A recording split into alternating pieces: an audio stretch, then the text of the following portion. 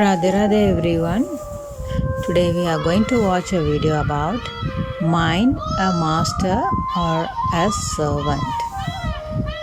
Quite often devotional practitioners say, "Oh, my mind does not listen to me. My mind tells me to go to sleep. My mind wavers." In other words, our mind becomes the master that dominates us and we follow its dictates. How then can one control the mind? Shri Maharaj Ji reveals through the Vedas and scriptures the secret of taming the mind. In the Gita, Lord Krishna, in the Gita 12.8, Lord Krishna says, "Arjuna, offer your mind and intellect to me."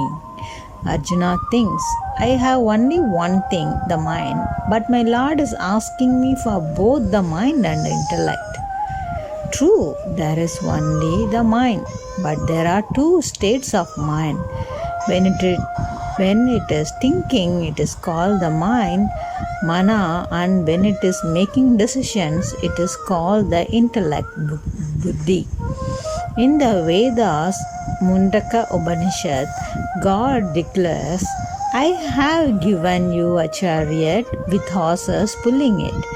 In the mouth of the horses are the reins held by a driver, and there is also a passenger who is seated in the chariot. The chariot is our body, the human body which is attained through the greatest fortune. The horses are the sense organs, the reins are the mind, the chariot driver is the intellect, and the passenger is the soul." Here again, God refers to the mind and intellect separately. The mind is actually a servant of the intellect. Your intellect governs or controls the mind. You do most of your work despite the fact that the mind does not wish to do it. For instance, a child unwillingly wakes up in the morning as he has to go to school, and parents themselves do not want to get out of the bed. A father forcibly does so since he has to go to work, and the mother does so as she has to prepare breakfast. Likewise, all day long you are engaged in doing many tasks superficially, just to put up an act. You half-heartedly welcome someone undesirable home because you have to, not because you want to. The mind cannot revolt against the intellect. Similarly, since your intellect believes that happiness lies in material accomplishments, your mind is engaged in achieving them. Your faulty intellect refuses to accept that material happiness is like a mirage.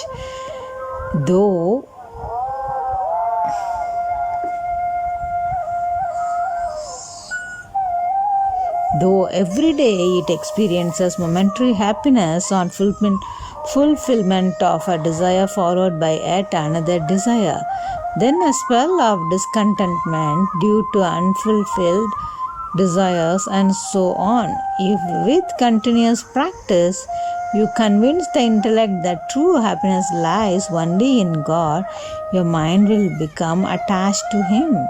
In the same way, when practicing devotion, you need to reason with and convince your intellect as to why spiritual practice is important for you, eventually forcing the mind to follow the intellect. Thus, God has given you a great power of discrimination, known as the intellect, with which you can control the mind. Kripalu Bhakti Yoga Tattva Darshan, Vedic knowledge revealed by Jagadguru Shri Kripalu Ji Maharaj, as presented by President of Jagadguru Kripalu Parikshit, Dr. Vishakha Tripathi.